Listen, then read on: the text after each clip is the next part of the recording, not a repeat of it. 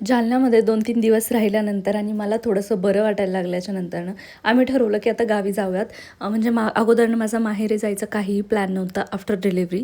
पण मग नंतर सी सेक्शन झालं आणि मग सगळ्यांनाच वाटलं की चला आपण थोडंसं हिला घेऊन जाऊयात किंवा हिला पाठवायला पाहिजे आणि मलाही वाटलं की मी जायला पाहिजे म्हणजे माझा पण छानपैकी आराम होईल.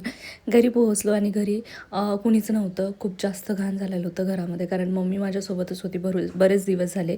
त्यामुळे मग आम्ही गेल्याच्या नंतरनं मम्मीने त्यांनी साफसफाई केली. इकडे थोडंसं मम्मीने ओवाळून मला घरात घेतलं. त्यानंतर दुपारी मला खाण्यासाठी हा फिक्का शिरा बनवला. म्हणजे अजिबात टेस्टी नव्हता खरं तर. पण आता हे सगळं खावं लागतं आहे बाळासाठी.